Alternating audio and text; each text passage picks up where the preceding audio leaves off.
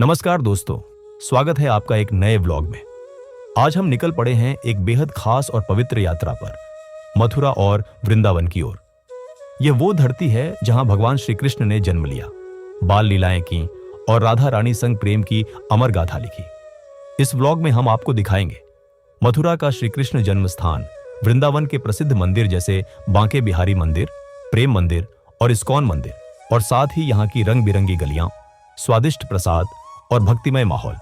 तो चलिए हमारे साथ इस आध्यात्मिक सफर पर, जहां हर मोड़ पर मिलेगा श्रद्धा, संस्कृति और शांति का अनमोल अनुभव।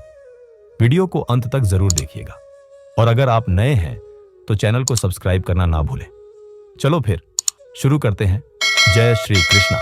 तो सबसे पहले हम बात करते हैं कि आप मथुरा या वृंदावन कैसे आ सकते हैं। इस वीडियो में मैंने बताया है कि अगर आपका बजट बहुत कम है तो भी आप मथुरा वृंदावन कैसे घूम सकते हैं। सबसे पहले आप जहां भी रहते हो वहां से कोई भी ट्रेन या बस जो मथुरा या मथुरा जंक्शन को आती हो तो लेके आप आए। मथुरा पहुंचने के बाद वहां से आपको ऑटो रिक्शा मिल जाएगा वृंदावन के लिए, या आप मथुरा में भी कमरा ले सकते हैं या धर्मशाला ले सकते हैं, जो आपको 500 से 1000 रुपये में मिल जाएगा। अगर नहीं तो वृंदावन में भी ले सकते हो 50 रुपये में, ऑटो रिक्शा मिल जाएगा वृंदावन के लिए, या अगर पर्सनल लेके आओगे तो 250 रुपये लेगा। अब मैं आपको बताता हूं कि सभी मंदिर सुबह 6 बजे से लेकर दोपहर 12 बजे तक ही खुलते हैं, या शाम को 4 बजे से लेकर 9 बजे तक ही खुलते हैं। अगर आपको सभी मंदिरों के आराम से और जल्दी दर्शन करने हो तो आप सुबह 5 बजे ही निकल जाएंगे, आपके दर्शन आराम से हो जाएंगे। यह है बांके बिहारी जी का मंदिर। बांके बिहारी जी वृंदावन के प्रमुख मंदिरों में से एक है, जहां भगवान श्री कृष्ण की बाल स्वरूप में पूजा होती है। बांके का अर्थ है टेढ़े, त्रिभंग मुद्रा, और बिहारी मतलब विहार करने वाले। यह मंदिर 19वीं शताब्दी में संत स्वामी हरिदास जी द्वारा स्थापित किया गया था। यहां दर्शन क्षणिक होते हैं ताकि भक्त भगवान की दिव्य सुंदरता से अभिभूत न हो जाए। जन्माष्टमी और होली पर यहां विशेष उत्सव मनाया जाता है।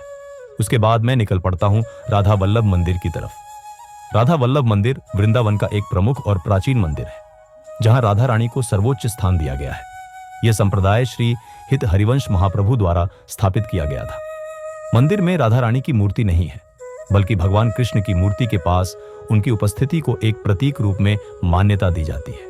यहाँ भक्ति, राग और प्रेम का विशेष महात्म्य है, और यह स्थान राधा कृष्ण की निष्काम भक्ति का अद्भुत केंद्र है। उसके बाद मैं निकल पड़ता हूँ निधिवन मंदिर की तरफ। निधिवन वृंदावन का एक रहस्यमय और पवित्र स्थान है, जहाँ मान्यता है कि हर रात राधा कृष्ण रसलीला करते हैं।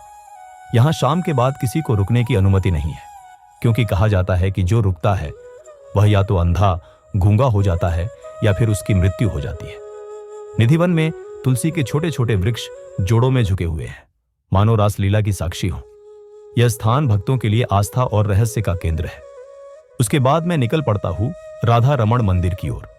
राधा रमण मंदिर वृंदावन में स्थित एक प्रमुख हिंदू मंदिर है, जो श्री कृष्ण के राधा के साथ स्वरूप को दर्शाता है।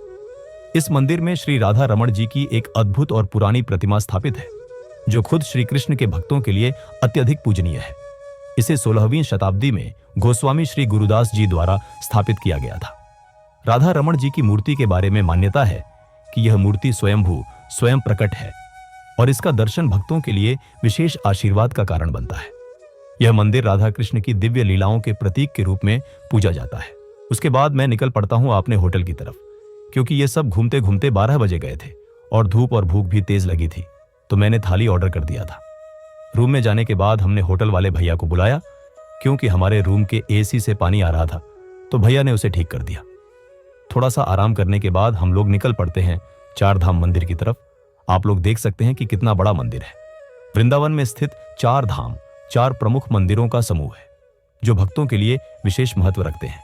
ये 4 धाम हैं राधा रमण गोविंद देव, मदन मोहन और श्री जी राधा दामोदर मंदिर। ये चारों मंदिर भगवान कृष्ण और राधा रानी की भक्ति का केंद्र है, और इनका दर्शन करना वृंदावन यात्रा का महत्वपूर्ण हिस्सा माना जाता है। इन मंदिरों की वास्तुकला, इतिहास और आध्यात्मिक ऊर्जा भक्तों को गहराई से आकर्षित करती है। 4 धाम मंदिर के बाद हम लोग निकल पड़ते हैं प्रेम मंदिर की तरफ। प्रेम मंदिर वृंदावन का एक भव्य और आधुनिक मंदिर है, जिसे जगतगुरु कृपालु महाराज द्वारा 2012 में बनवाया गया।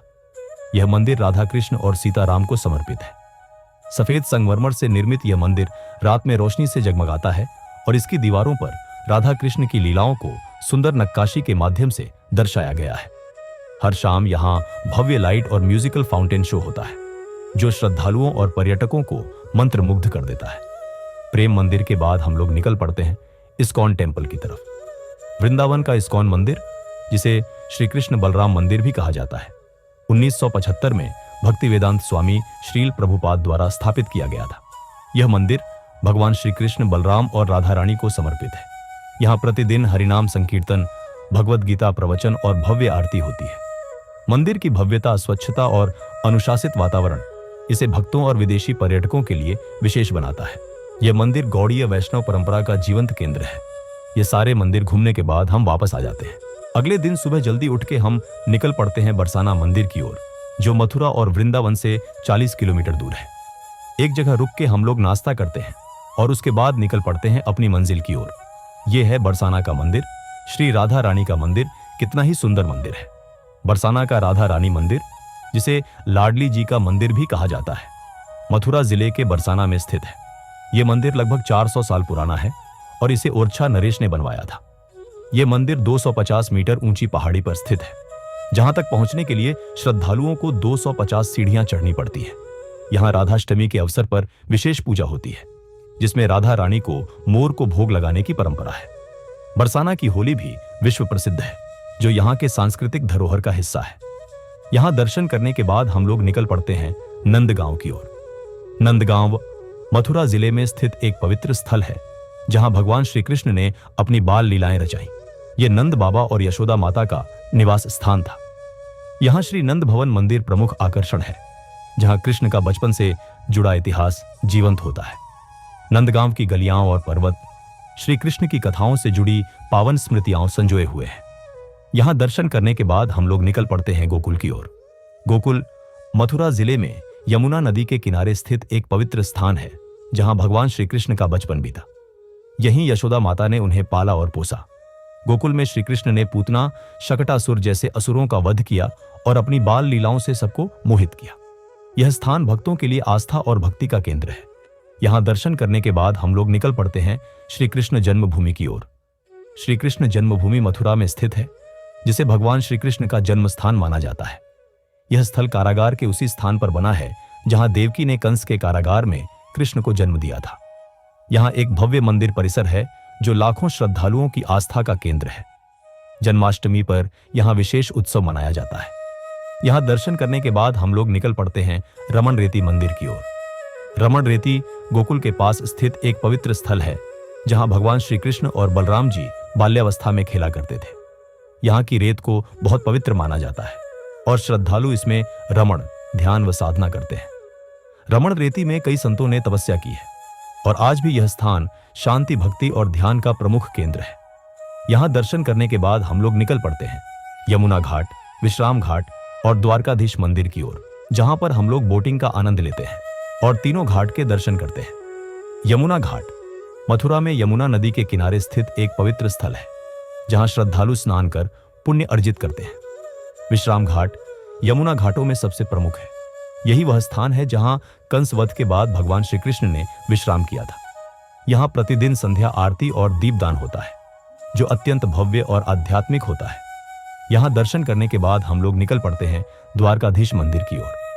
द्वारकाधीश मंदिर मथुरा का एक प्रमुख मंदिर है, जो भगवान श्री कृष्ण के द्वारका रूप द्वारकाधीश को समर्पित है। यह मंदिर राजस्थानी स्थापत्य शैली में बना है और यहाँ की भव्य मूर्ति श्रद्धालुओं को अत्यंत आकर्षित करती है।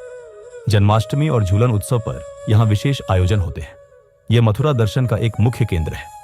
उम्मीद करता हूँ कि आज के इस वीडियो में आप लोगों को बहुत मजा आया होगा। अगर आपको हमारा वीडियो पसंद आया हो तो लाइक जरूर करें, शेयर करें और हमारे चैनल को सब्सक्राइब करना न भूलें। बेल आइकन दबाएं ताकि अगली बार जब हम नया वीडियो डालें तो आपको सबसे पहले पता चले।